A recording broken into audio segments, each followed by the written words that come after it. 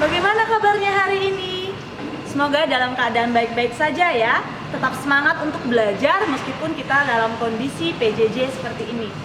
Hari ini kalian bersama Ibu Mika, kita akan belajar bersama-sama terkait materi dalam pembelajaran biologi.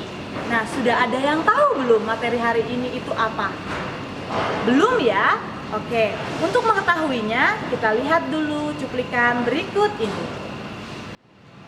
Aduh, aku kok lapar lagi ya? Perut aku keroncongan nih. Padahal tadi pagi baru aja sarapan. Belum ada kelang sejam nih.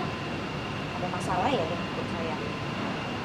Tapi, coba tanya siapa ya? Tanya Ibu Mika deh. Siapa tahu Ibu Mika punya solusi.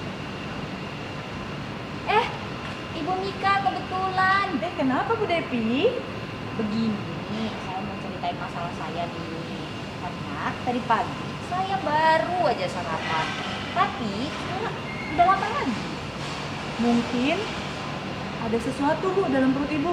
Oh, tidak mungkin Ibu Mika, kan saya bukan cacingan. Enggak, perut Ibu aja yang udah kayak drum mungkin. Terus begini dibilang kayak drum, gimana sih Ibu Mika? Enggak, saya bercanda. Jadi gini Bu, sebenarnya itu kondisi normal dalam tubuh Ibu Devi. Kok normal sih? Kan udah bermasalah. Oke, Ibu dengarkan saya dulu ya. Oke, baik. Jadi gini, dalam tubuh Ibu itu sudah ada yang namanya sistem metabolisme. Stop Ibu Mika, sistem metabolisme itu apa? Tolong dijelasin dengan bahasa yang sederhana dong. Oke, maka dari itu hari ini kita akan belajar mengenai sistem metabolisme. Mari kita saksikan video berikut ini. Check it out. Berdasarkan yang sudah kita tonton bersama-sama tadi, bagaimana pengalaman Ibu Devi, maka kita akan membahas mengenai metabolisme. Berbicara mengenai metabolisme, maka akan ada 3 topik penting. Yang pertama itu mengenai enzim, yang kedua itu mengenai katabolisme, dan yang ketiga itu mengenai anabolisme. Untuk pertemuan kali ini, kita hanya akan membahas 2 materi saja dulu. Yang pertama itu enzim, dan yang kedua itu katabolisme. Sebelum saya menjelaskan, saya akan menyampaikan tujuan pembelajaran kita hari ini. Tujuan yang pertama, harapannya kalian mampu menyebutkan pengertian dari metabolisme, enzim, dan katabolisme. Kemudian, kalian bisa menentukan struktur, sifat, mekanisme kerja, dan faktor-faktor yang memengaruhi aktivitas enzim. Dan yang terakhir, harapannya kalian bisa menganalisis tahapan-tahapan pada respirasi anaerob dan respirasi aerob. Kita masuk ke materi metabolisme. Metabolisme adalah segala rangkaian reaksi kimia yang terjadi di dalam makhluk hidup di mana dia membutuhkan yang namanya enzim sebagai biokatalisator. Jadi dari sini kita mendapatkan pengertian enzim. Apa itu enzim? Enzim adalah suatu senyawa yang dibutuhkan dalam proses metabolisme.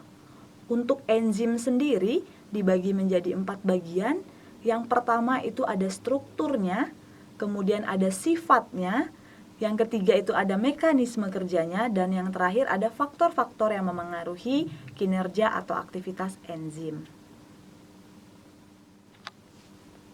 Untuk struktur enzim itu dibagi menjadi 2.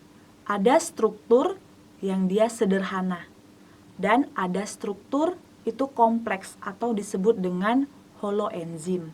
Kita bahas untuk struktur yang pertama dulu, yaitu struktur sederhana. Artinya di sini dia hanya terdiri dari kumpulan protein saja. Kemudian untuk struktur yang kedua atau holoenzim, dia terdiri dari 2 bagian. Bagian yang pertama itu adalah apoenzim atau bagian protein. Dan yang kedua itu ada bagian yang namanya gugus prostetik atau bagian non-protein. Nanti untuk yang gugus prostetik ini terdiri lagi dari 2 bagian. Yang pertama ada koenzim, itu adalah bagian senyawa yang organik. Dan yang kedua itu ada kofaktor, itu adalah senyawa yang anorganik. Kita masuk ke topik sifat-sifat yang dimiliki oleh enzim. Enzim ini memiliki 5 sifat yang paling utama. Yang pertama, bahan penyusunnya itu adalah protein. Kita tahu dari struktur tadi itu banyak sekali berkata mengenai protein. Maka dari situ kita menyimpulkan bahwa sifat pertama yang dimiliki enzim adalah penyusun utamanya adalah protein. Sifat yang kedua, enzim ini dipengaruhi oleh lingkungan. Maksudnya di sini adalah ketika enzim ini membantu reaksi kimia dalam tubuh, maka itu dipengaruhi oleh lingkungan. Misalnya dipengaruhi oleh suhu ataupun oleh pH. Sifat yang ketiga, enzim ini bekerja secara spesifik. Artinya spesifik di sini adalah khusus. Nah, saya contohkan saja. Misalnya ada enzim amilase. Maka enzim amilase ini hanya menjadi katalis bagi senyawa amilum, atau contohnya itu ada nasi, ada jagung. Jadi nasi dan jagung ini bisa dipecah menjadi komponen yang lebih sederhana itu oleh bantuan dari enzim amilase. Sifat yang keempat itu dia bekerja secara bolak-balik. Nah, seperti yang sudah saya contohkan tadi. Ada misalnya jagung kita konsumsi, kemudian akan dibantu atau dipecah oleh enzim amilase sehingga menjadi komponen yang lebih sederhana atau glukosa.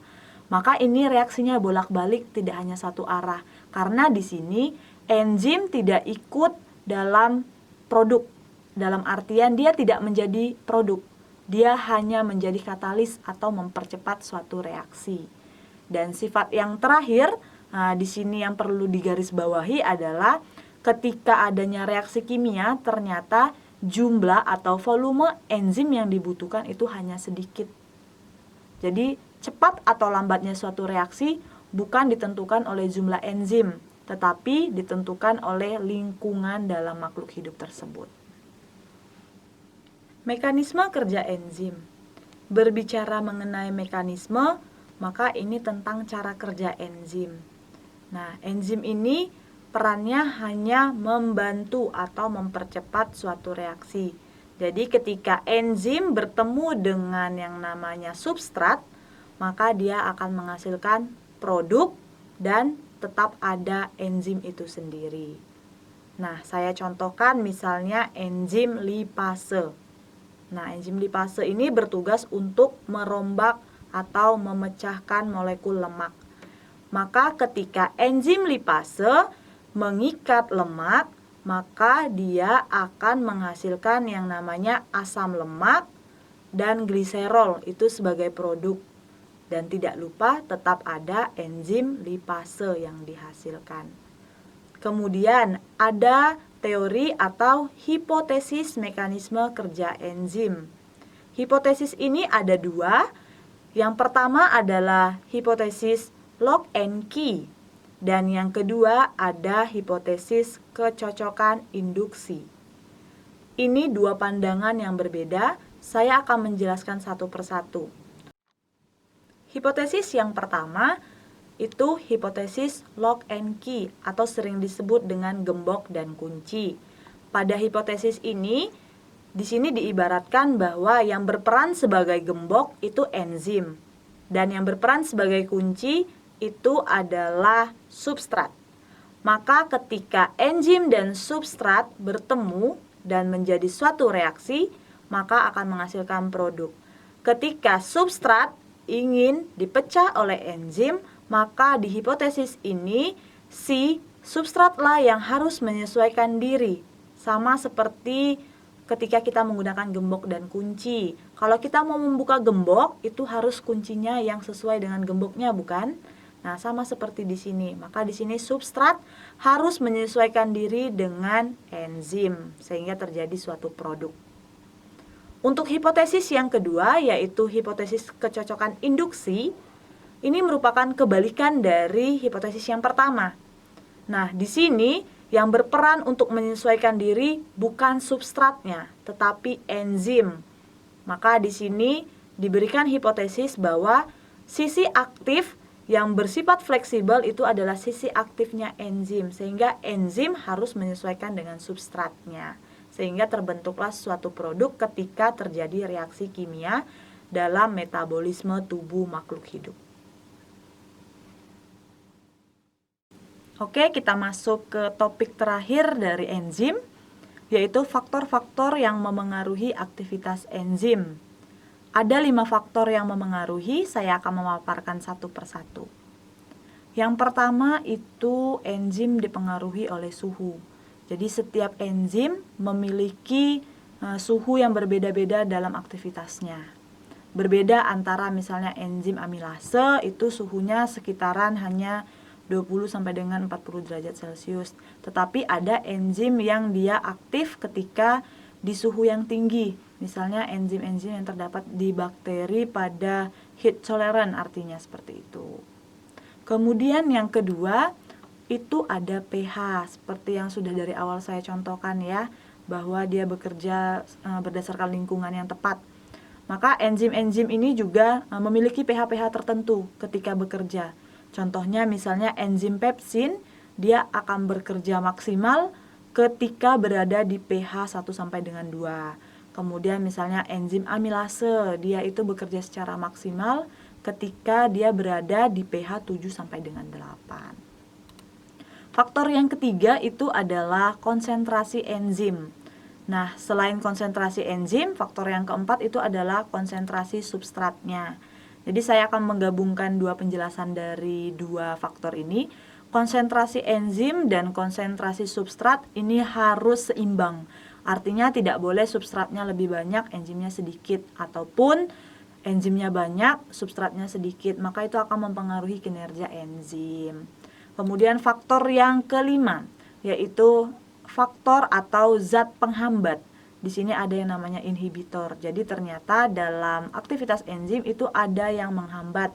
Contohnya misalnya inhibitor kompetitif, di mana dia ada sesuatu bahan yang menyerupai substrat, sehingga si enzim itu bersatu bukan dengan substrat, tetapi dengan zat penghambat, maka tidak akan menghasilkan produk. Kemudian ada lagi zat penghambat yang dia masuk ke inhibitor non-kompetitif, di mana ini ada yang melekat pada sisi selain sisi aktif enzim. Maka si enzim juga tidak berikatan dengan substrat dengan baik, maka tidak akan menghasilkan produk. Nah, kemudian yang terakhir ada zat penggiat atau disebut dengan aktivator. Nah, selain ada yang menghambat, ternyata aktivitas enzim ini bisa kita percepat atau dipercepat. Dengan cara apa? Dengan cara menambahkan zat yang bisa mempercepat reaksi enzim. Nah, contoh zatnya itu seperti kalsium dan magnesium. Oke, kalian sudah mendapatkan pemaparan mengenai enzim. Maka kita akan move on. Ya, kita akan membahas topik inti yang kedua, yaitu katabolisme.